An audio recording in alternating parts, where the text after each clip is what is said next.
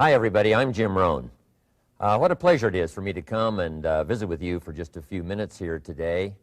Tell you briefly a little bit about my story and share some ideas that might be beneficial. I've lectured in some high school classrooms in California and Arizona and some universities and colleges, Pepperdine University, San Diego State, Arizona State University. And so I've had a chance to talk to kids that are interested in themselves and interested in their future, interested in America, interested in what they can do with their lives, and listening to stories that might be beneficial.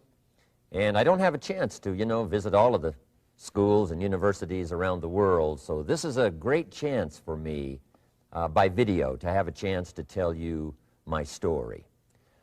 Just briefly, let me tell you my story. I grew up in Idaho, farm country. My father still lives on the old homestead where I grew up, southwestern Idaho. He'll be 91 his next birthday, and I'm very proud of him. I went to high school. I graduated. I went to college 1 year.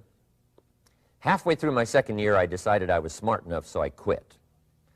One of my major mistakes. I should have stayed in school. But I thought, heck, I'm smart enough to get a job. And back then I thought, that was it. If you're smart enough to get a job, what else would you need?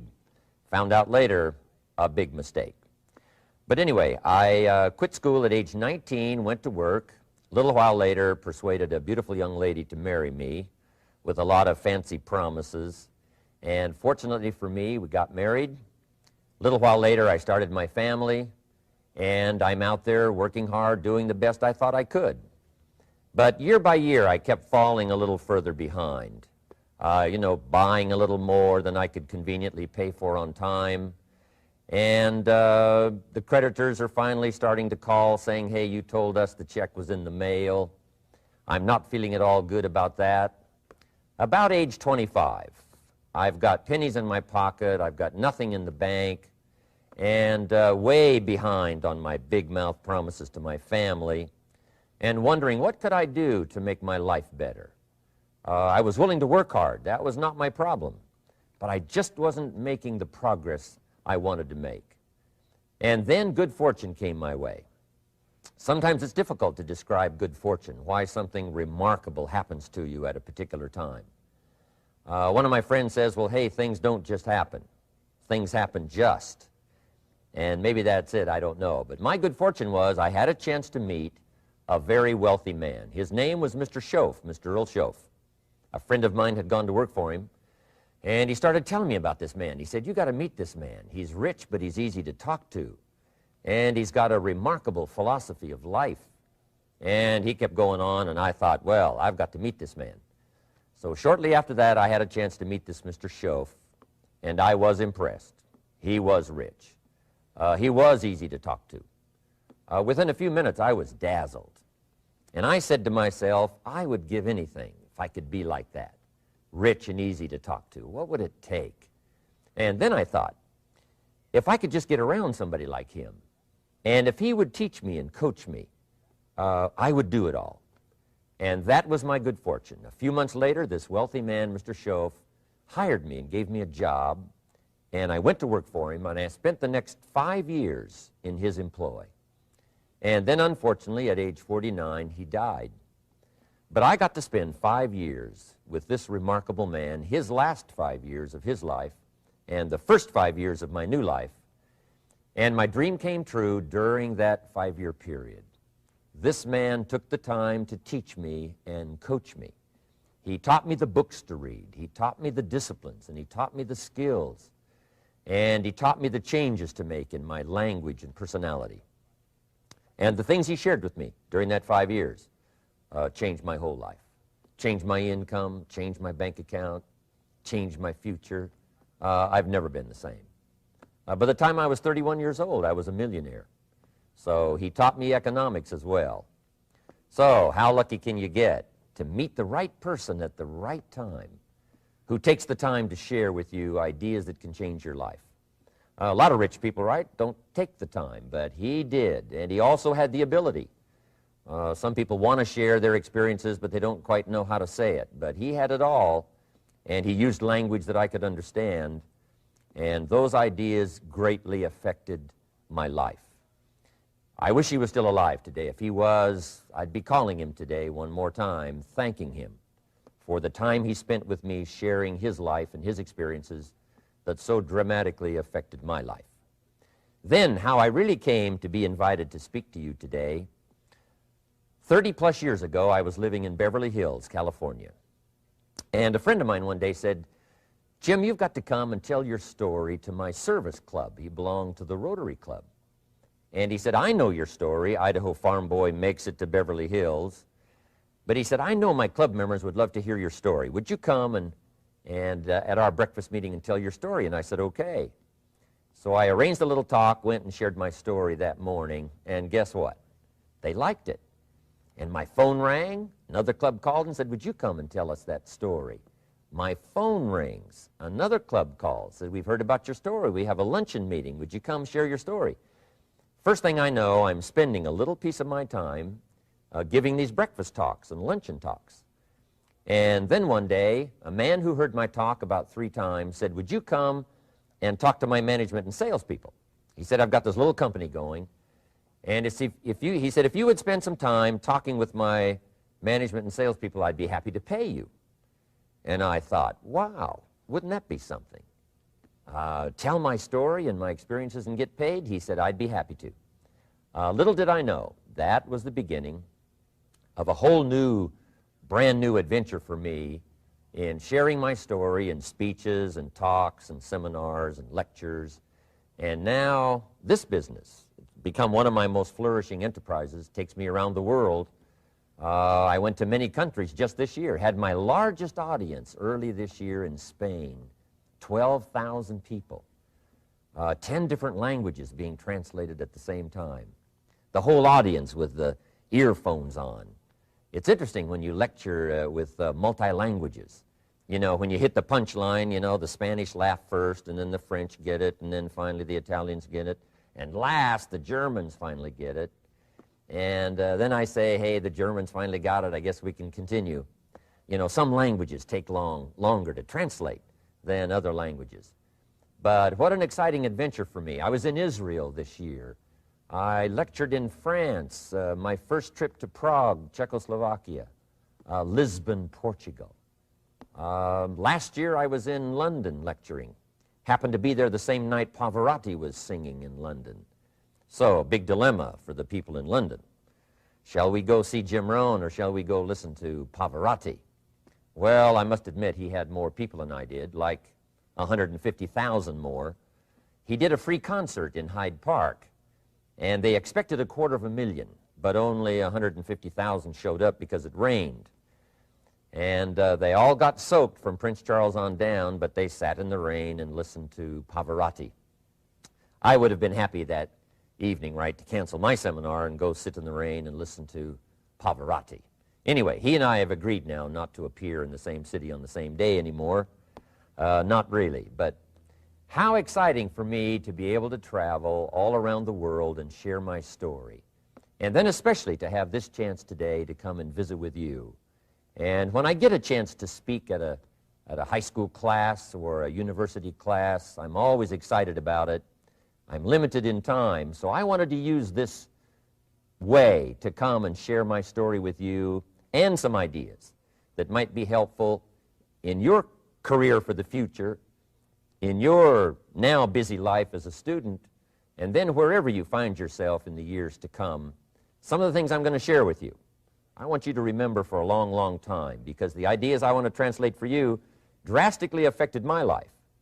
And if I can share now and affect your life, and you write me a letter or tell me in person someday, "Mr. Rohn, I listened to your video and I watched it carefully, and sure enough, some of the ideas that you shared greatly affected me, and here's what's happened to my bank account, here's what happened to me in school, here's what's happening to my future," that'll give me great, great satisfaction.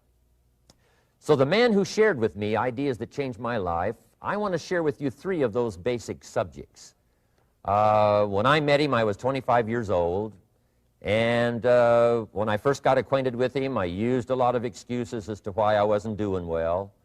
And he said, well, tell me a little bit about your story. And I told him, you know, I was behind on my bills, had pennies in my pocket and nothing in the bank, that I was embarrassed about being behind on my big mouth promises to my family. And then he gave me one little simple phrase that really forever changed my life. And here's what he said: Mr. Rohn, if you want the future to change for you, you've got to change. And he said, if you don't change, the next 6 years of your life is going to be just like the last 6. You'll still be behind on your bills. You'll still be behind on your promises. But then he gave it to me in the form of a promise. When I was 25 years old, I've remembered it all these years, and I've shared this promise now with probably over 3 million people in the last 30-plus years. And it's going to be valid for you, so listen carefully to this promise. My teacher said to me, young man, if you will change, everything will change for you. If you will get better, everything will get better for you. What a clear message that was for me. He said, if you'll change your philosophy, if you'll change your habits, if you'll refine your thinking, if you'll change and accept some new disciplines, if you'll turn the corner where you've been in the past, go for a new life for the future, he said all kinds of remarkable things will happen for you if you will change. Before I met Mr. Shoaff, I used to cross my fingers and say, I sure hope things will change. I was hoping the government would change and the tax structure would change and that my boss would change and pay me more money. I was hoping that, you know, economics would change and prices would come down, and I was hoping that circumstances would get better. And then I discovered from my teacher that those things are going to continue the same. In fact, all of those things that happen to us is kind of like the wind that blows. And the wind blows on us all. In fact, in America especially, the last 6,500 years of recorded history, we've got probably the most favorable wind that's ever blown. Economics and circumstances, living in a free country, democracy and freedom, an excellent economy. Sure, we struggle at times, but compared to the rest of the world in the last 6,500 years, we've got the best wind ever. But if you just let the wind blow, I'm telling you, it won't take you where you want to go. All of us must use this wind to take us to the dreams we've got, to the equities we want, to the money we want, to the income we want, and to all the things we want our life to have. This is where we want to go, and we've got a good wind, but we must not leave our future just to the wind, just to the economy, just to the structure of the way things are happening today. Here's what we must learn to do, and that is set a good sail. And if you'll learn to set a good sail, and that's what my teacher taught me in those early days. He said, Mr. Rohn, the wind is going to blow however it's going to blow. Politics are going to be politics, and the economy is going to be the economy. And however it turns out, that's the way it's going to be. What you must learn to do is not to wish for a better wind. That's naive. The key is to wish for the wisdom and the skills and the learning so that you can set a better sail. And so that's what I did at age 25. I went to work not on the economy. I went to work not on the community. I didn't go to work to try to change the government. I didn't go to work to try to change my boss or the company. I didn't go to work to try to change circumstances. I went to work to try to change myself. And I picked up that promise my teacher shared with me, that if I would change, my income would change. If I would change, my bank account would change. If I would change, my future would change. And sure enough, his promise came true for me. The first 6 years of my economic life, I wound up broke. Those pennies in my pocket, nothing in the bank, behind on my promises. The second 6 years of my economic life, I wound up rich. But interestingly enough, the second 6 years of my economic life, the government was about the same and the economy was about the same. You know, the companies were about the same. What they paid was the same. Circumstances around me were the same. You know, my negative relatives were the same. But I was not the same. That's how my life changed. And that's how things started working for me, changing my life all those years ago. So that's what I wanted to share with you to begin with, this beginning of what Mr. Shoaff shared with me, that if I wanted my life to change, this was what I was going to have to do. And so he broke it down into 3 subjects that really made an impact on my life, and I want to share those with you. The first subject he called personal development. And the second subject he called setting goals. And the third was how to become financially independent. And I'd like to give you just a few clues from those three major subjects that so dramatically affected my life. And let's get started. The first one is personal development. Now, in illustrating personal development, Mr. Schoaf, my teacher, started with money. You know, money's not the only place to start in talking personal development, but it's where he started, so let me share the thoughts he shared with me back then. Let me share them with you. Here's the best lesson I can give you on economics. It's very simple. We get paid for bringing value to the marketplace. That's about as simple as I can put economics. We get paid for bringing value to the marketplace. Now, it takes time to bring value to the marketplace. However, we do not get paid for time, so we cross that out. Mistakenly, the man says, I'm making about $20 for an hour. Not true. If that was true, you could just stay home, right, and have them send your money. So that's not true. We don't get paid for time. We get paid for value brought to the marketplace. Now, since that's true, here's one of the key questions of my talk to you today. Is it possible to become twice as valuable to the marketplace and make twice as much money in the same time? Is that possible? The answer is yes. Could you become 3 times as valuable as you might be right now to the marketplace and make 3 times as much money in the same time? And the answer is yes. 5 times, 10 times? Of course. America is unique. It's a ladder to climb. It starts down here, let's say, at $5 an hour, and it keeps going up. Top income last year, $80 million. The guy who runs Coca-Cola. Now, that's a heck of a ladder. That's why everybody wants to come here, right? The boat people are not headed for Vietnam. People haven't plotted and schemed for 50 years saying if I could just get to Poland, everything would be okay. Not true. Everybody wants to come to America. And the reason is because we've got the best wind ever blowing in our favor. We've got the best economic opportunity anybody's had in 6,500 years. And all you have to do is understand it and take advantage of it. Now, there's some key questions to ask here. Why would the marketplace pay someone only $5 an hour? Very simple answer. They're not very valuable to the marketplace. Now, we must underline to the marketplace. This person might be a very valuable brother, yes. Member of the family, valuable, yes. Valuable member of the church, of course. Valuable citizen of the country, yes. Valuable in the sight of God, no doubt. We're all of equal value in the sight of God. But if you're not very valuable to the marketplace, you don't get much money. You say, well, it shouldn't be that way. Well, then you got to start your own country. You know, this one's been in process for 200 years, and this is the best we've been able to come up with so far. But here's the key. You don't have to stay here. Now, there was a big debate in Congress last year that this $5 was not enough, should be 6, should be 6, should be 6. But we don't need legislation. 6 is already on this ladder. The next step up. You know, if you work for McDonald's, they'll pay you $5 an hour to take out the trash. If you whistle while you take out the trash, they'll pay you $6 an hour. So we don't need legislation. You just need to take lessons on how to whistle. Have a good attitude. Now, as you begin to climb this ladder, why would the marketplace pay some people $50 an hour? Answer, evidently, they must be more valuable to the marketplace. 10 times more valuable. And is that possible for someone to be 10 times more valuable and earn $50 an hour instead of 5? And the answer is yes. That's what America is all about.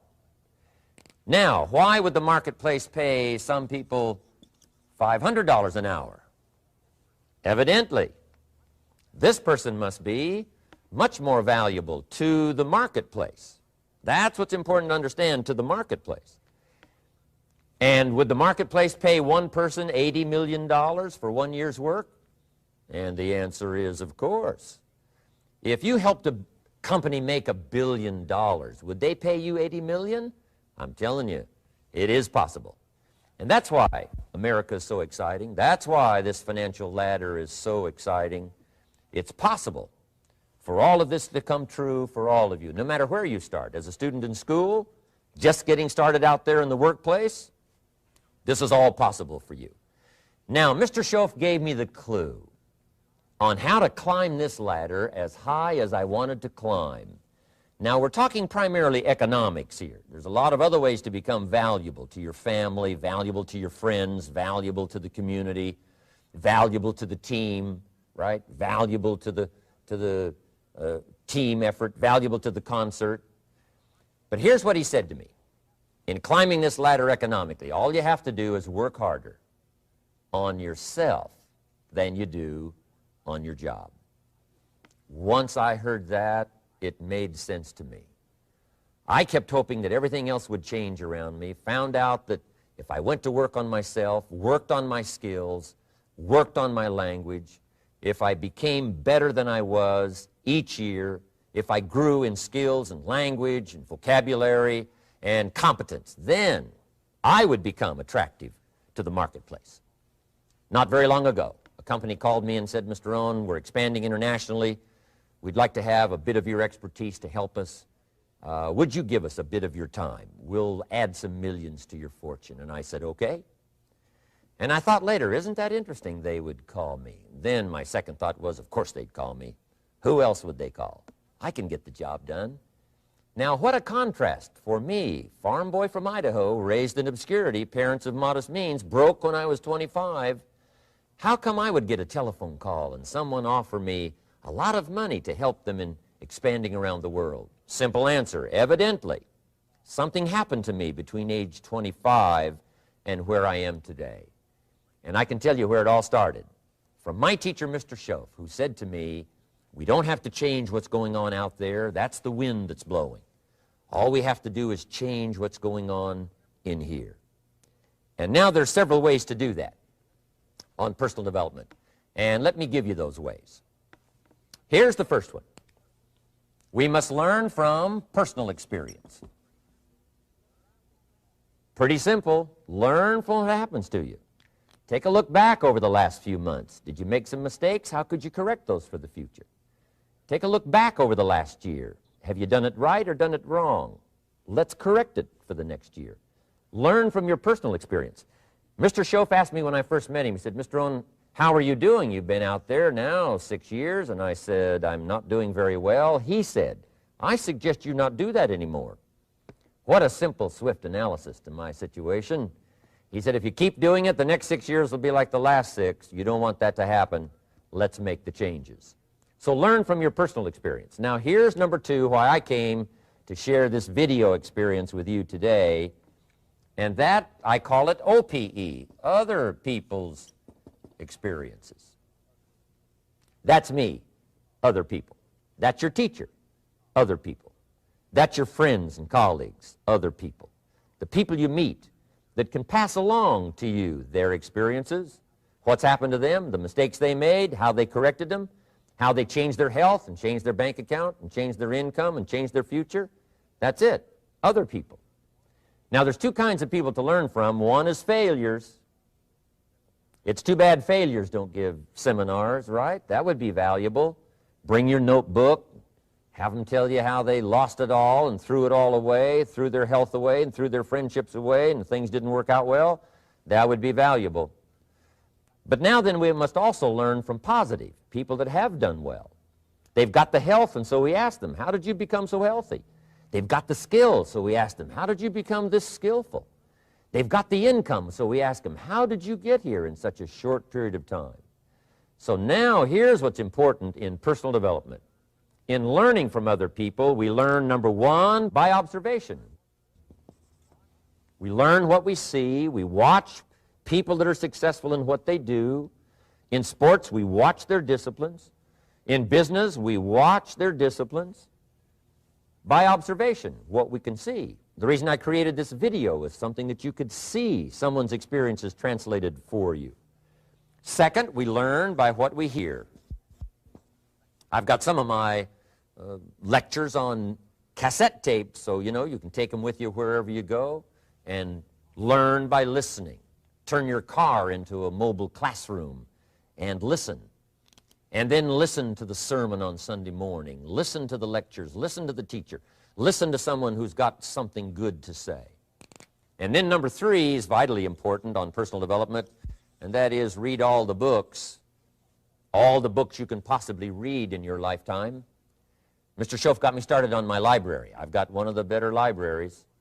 Haven't read everything in it, but I feel smarter just walking in it, my library. At least I was smart enough to buy it. Now I got to be smart enough to read it. And then, of course, I got to be smart enough to decide what's valuable and then do it. But this one is very important. Become a good reader. Some books that helped change my life. Mr. Schoaf recommended, of course, the Bible. And my parents made sure I was a pretty good scholar by the time I was 18. That's been so beneficial for me, drawing from those illustrations, reading about those stories, people who made it and people who didn't make it, and what the difference was. And then other books that helped to really change my life. One called Think and Grow Rich by Napoleon Hill.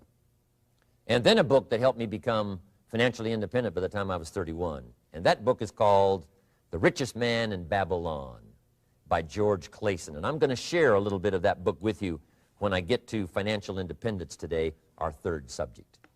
But I started reading the books, attending the classes, making sure that I got in front of people that had something good to say. And then I started keeping a journal. One of the major things my teacher taught me was to keep a journal. He said, don't trust your memory. If you hear something good, just make a little note and write it down. Now, at first I took, notes on pieces of paper and torn off corners and backs of old envelopes. And it didn't serve me well, thrown in a drawer. Then I learned to keep a journal, a bound copy of all my notes. So I would suggest you do the same. Things that impress you, a poem that impresses you. When you attend a class, some of the ideas that impressed you, jot them down. You read something in a magazine, right? Some ideas. Take those out, put them in your journal. Keep a good journal the rest of your life. This will serve you well. My journals make up a significant portion of my own library. And if you saw my library and saw my journals, I tell you what you'd have to say. This is the library, and these are the journals of a very serious student. No wonder Mr. Rohn is invited to lecture and speak on his experiences around the world. So I want the same thing to happen to you. Value captured that you can resort to later, go back over it and review it, and let it become valuable to you. So that's my first subject, personal development. Work harder on yourself than you do on your job. Develop the skills, learn the lessons, take the classes, absorb all that is being taught to you these days. And then later on, of course, you can sort it out, what's valuable to you and how to refine it for your business and for your life and for your future. But the main thing is to get it and start this process of personal change, personal development. And let me say it one more time. If you will change, everything will change for you. You'll never be the same. You'll keep growing. As you look back on a few months, look back on a few years, you won't believe the progress you can make economically, your relationship with your family, your friends, and whether you're in sports or economics or whatever. I'm telling you, that whole process of committing yourself for personal change, personal value, can really make your life unique and worthwhile. Now let's cover the 2nd subject, on setting goals. Mr. Schoaf gave me some tips on setting goals that changed my life forever. And I want to share those with you.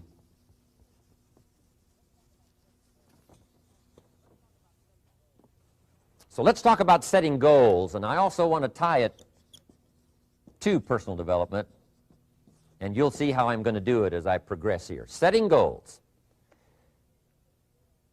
We need to take a look into the future. There are 4 things to consider in terms of attitude. One is how you feel about the past. Best advice I can give you on that is treat the past as a school. Let it teach you the mistakes you've made, the things that went wrong, the things that didn't work. Don't use the past as a burden to carry, and don't use the past as a club to beat yourself to death. past losses, past failures, past mistakes. But let the past be a school. Tough school maybe. We've all been through some tough stuff. So if you feel good about the past, draw from it for experience and let it teach you. Then next is how you feel about the future. We've got to have the future well designed. The future is called the promise. And here's what we teach in our leadership series. The promise of the future can be an awesome force for your own future. The promise of the future, designing the future. There's two ways to face the future. One is with apprehension, and the other is with anticipation. I promise you, in my travels around the world, most people face the future with apprehension. And here's why. They don't have it well designed.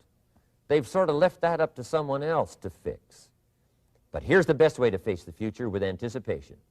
And you can face the future with anticipation if the future is clear, if the future is well designed.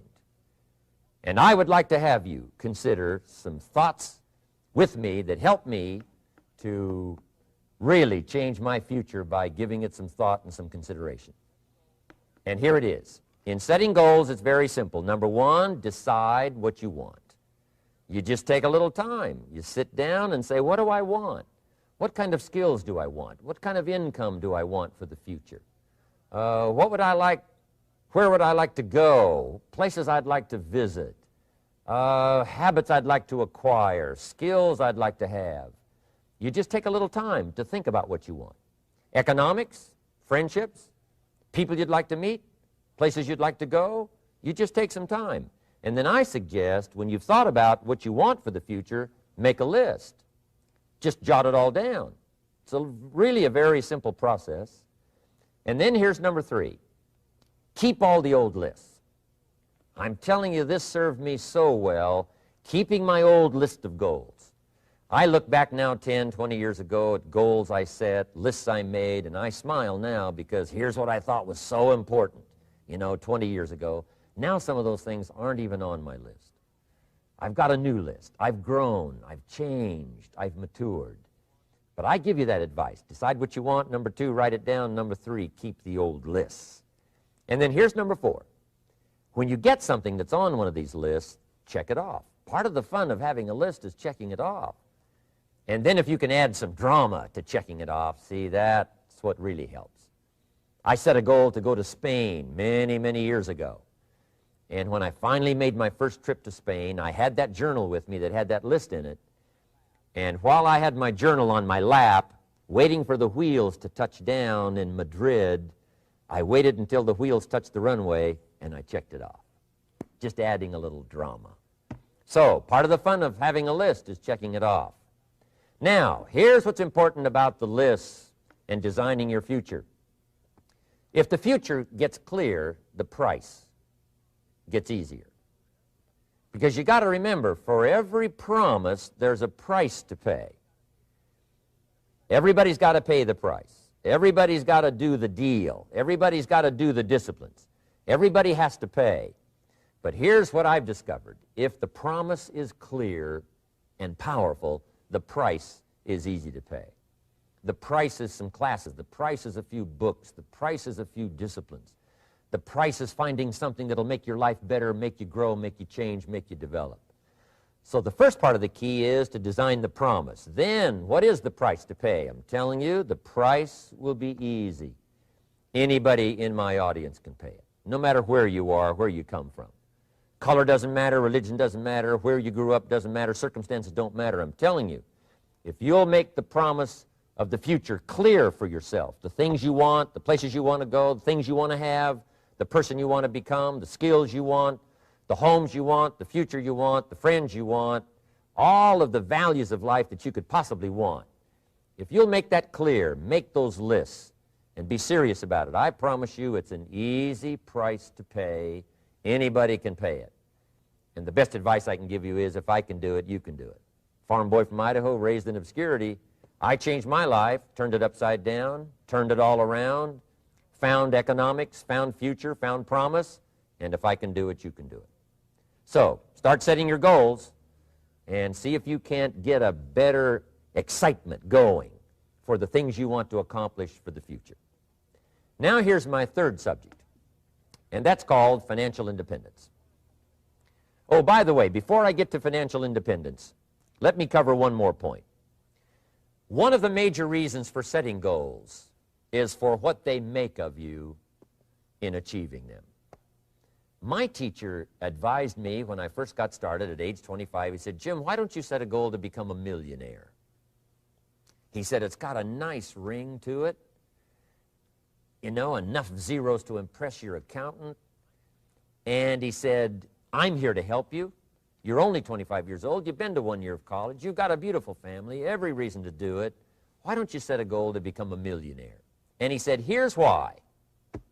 And I thought, he doesn't need to teach me why. Wouldn't it be nice to have $1 million? He said, no, then you'll miss it. He said, here's why. For what it will make of you to achieve it. I'm telling you, that statement changed my life. Set the kind of goals that will make something of you to achieve them. He said, now, once you become a millionaire, what's important is not the money. I thought, that's kind of strange teaching. He said, honest, it isn't important. He said, you could just give the money away.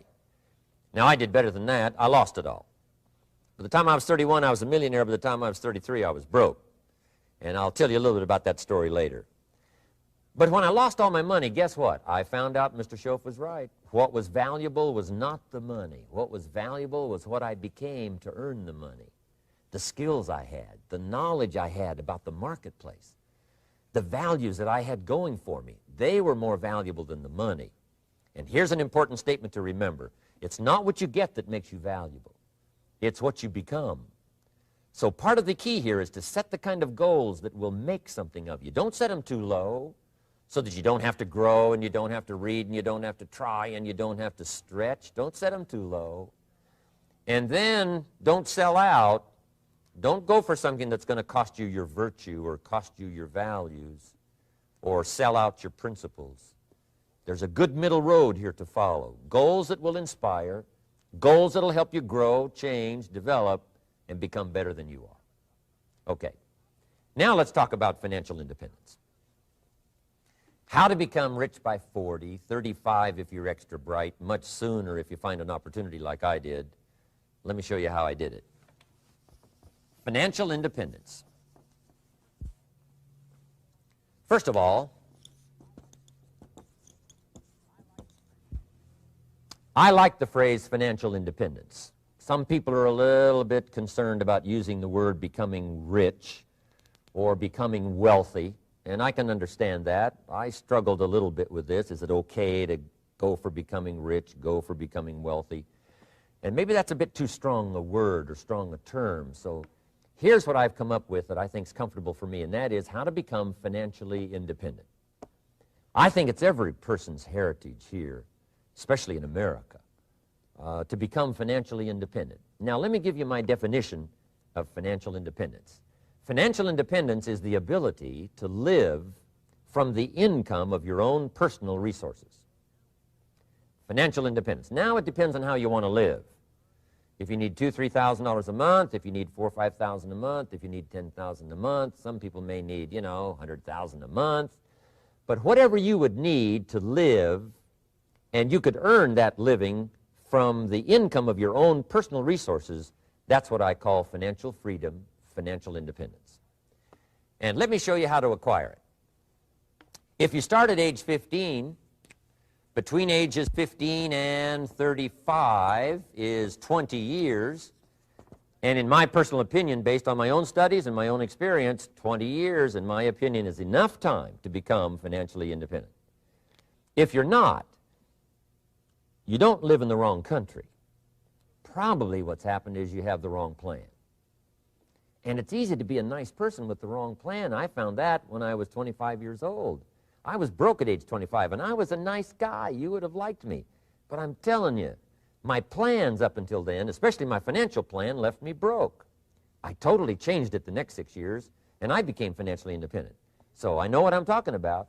It is possible in a reasonable amount of time, 15 to 35, whatever, 20 years' time, enough time. You can do it in a much shorter period of time, like I did if you want to.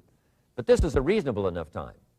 But here's number one. First of all, you got to have the right philosophy. Philosophy is our ability to gather knowledge and sort through it and decide what's valuable. To develop a philosophy about life, a philosophy about our health, a philosophy about our family relationships, a philosophy about economics. And if you develop the right philosophy, that's what helps to set this sail so that in 6 years it takes you where you want to go instead of winding up like I did that first 6 years of my economics, broke, no money, empty bank account. The right philosophy. Now let me give you a couple of philosophies to consider. Here's the first one. It's called the philosophy of the poor. And here it is. Poor people usually spend their money and invest what's left. That's the philosophy of the poor. Now here's the philosophy of the rich. Rich people invest their money and spend what's left. And here's the startling answer. It really doesn't matter what the amount is.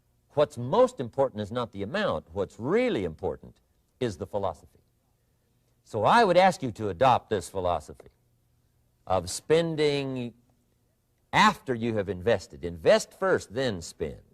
And I've got a little formula that I'm going to share with you. Now, what should a child do with a dollar? I mean, there's a lot of debate going on, I'm sure, across the country on what a child should do with a dollar. Here's one opinion. It's only a child and it's only a dollar. What difference does it make? Well, in my opinion, it makes all the difference in the world. A person's economic future starts with a child with a dollar. Somebody says, oh, no, you're only young once. Let him spend it all. Well, when would you hope that would stop?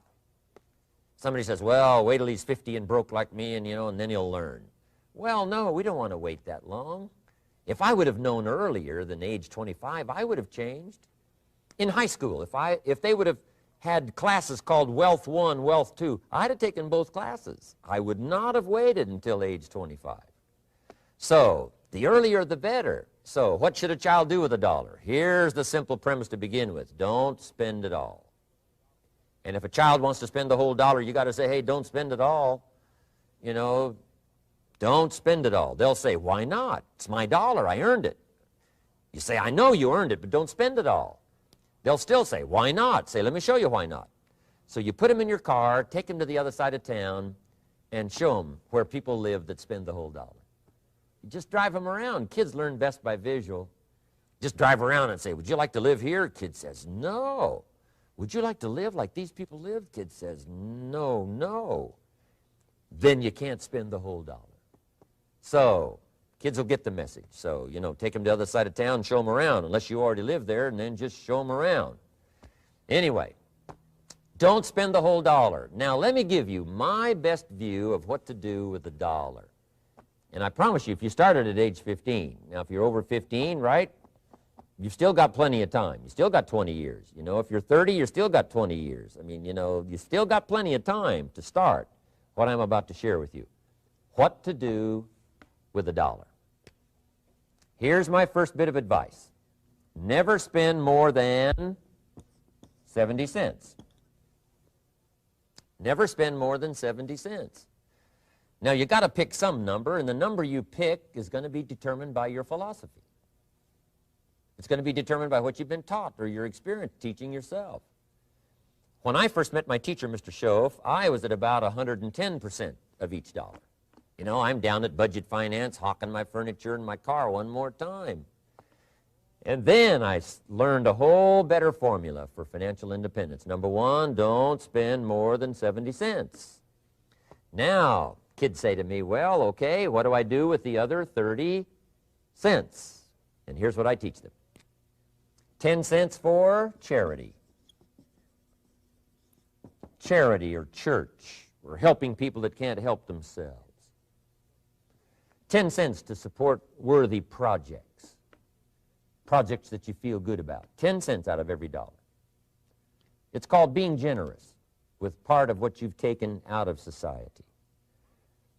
Now, in my opinion, nothing teaches us character better than generosity. No class, no teacher, no book teaches character better than generosity. And the best time to start is when the amounts are small And I know if kids learn these lessons well, they'll give a dime out of a dollar, help people that can't help themselves, support worthy projects. Or if you belong to a church, they teach tithe, piece of. That's very important. Now, because when the amounts get larger, sometimes it's a little more difficult. You know, giving 100,000 out of a million, someone says, oh, if I had a million, I'd give 100,000. I'm not sure. That's a lot of money. So the time to start is when the amounts are small, 10 cents out of the dollar. Okay, next 10 cents I call active capital. Active capital means do something to make a profit. Active capital. Set aside a portion of your income. Wages are okay, but I'm telling you, wages will make you a living. Profits will make you a fortune. So set aside part of your income as capital, called active capital. Any kind of project you can possibly think of, you can possibly come up with. I'm going to write a new book, I think, for kids. I think the title is going to be, Of Course Kids Should Pay Taxes. It's kind of an interesting title. In California, kids do pay taxes. When a child walks into 7-Eleven, buys something that costs $1, the proprietor says, give me 7 more pennies. And the child says, hey, what's these 7 pennies for? And the proprietor says, that's the taxes. Kid says, well, hey, I'm only 8 years old. Proprietor says, congratulations, you're my youngest taxpayer. Give me the money. So in California, where I live, kids do pay taxes. Big question is, should they? And my book will answer that question. Of course, kids should pay taxes. Nothing is for free. If you want to ride your bicycle on the sidewalk instead of in the mud, you got to pay the 7 pennies. Nothing is free, so we all have to pay. So, 10 cents out of your living, out of the money you earn, set aside for capital. Capital to try your best to show a profit. And in my book, it's going to be all kinds of ways kids can make money, right? 2 bicycles, one to ride and one to rent. I mean, you know, it doesn't take long to figure out some enterprise that'll start making a profit. Then you must jot this down if you're taking notes. Profits are better than wages. 1, you can't usually start wages until you're about 16, 15, 16, but you can make a profit long before you're eligible to start earning wages. And then there's no limit to profits, and they can double and triple and quadruple. You know, there's no limit. It's incredible how fast profits can grow. So profits are better than wages. Wages make you a living. Profits make you a fortune. Now, the third 10 cents is vitally important. I call it passive capital. Capital you let somebody else use. A financial institution, stocks and bonds, mutual funds, whatever. Let someone else use it. You furnish the money. They use it to make a profit, but they pay you for the use of it, called interest. And here's one of the things that'll make you financially independent fairly quickly, and that's called compound interest.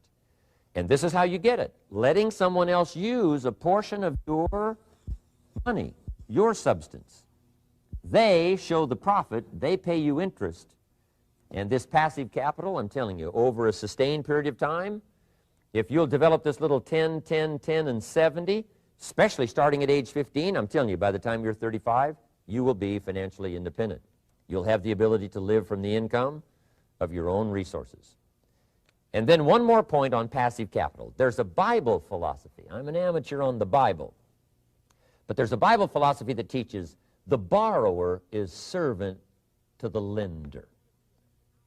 And if you want to be in a powerful position as you grow older, finally when you become mature, maybe have your own business, things have worked out for you for the future, the position you always want to be in is the power position, and that's called the lender.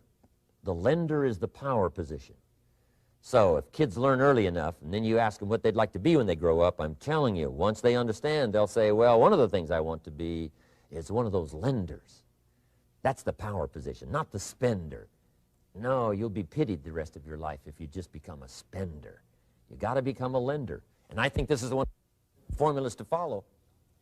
10 cents out of every dollar. Let someone else use it. Be the lender, power position. Then try to show a profit. Can't we teach our children how to take $1, search the neighborhood, find a broken wagon, pay $1 for it, bring it home, you know, clean it up, sand it until it's clean, paint it red till it shines, straighten out the wheels till they're true, take it back to the neighborhood, sell it for $5? Anybody can do that. Now, does the child deserve $4 profit? And the answer is yes. Society now has a mended wagon. And that's what America's all about. Finding something, touching it, making it better, making a profit, taking part of your resources, helping people who can't help themselves. Let someone else use it to make a profit. Some projects require more capital than one person has. Exciting. And then let them pay you for the use of it. America's had this philosophy now all these years. Communism has taught all these years capital belongs in the hands of the state, not in the hands of the people. We've been teaching all these years capital belongs in the hands of the people, not in the hands of the state. And we turned out to be right.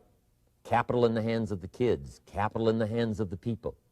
Enterprises that make a profit, enterprises that grow. It's the hope of our future.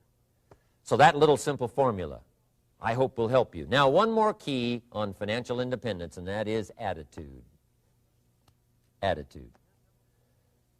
Here's number one. I used to say, I hate to pay my bills.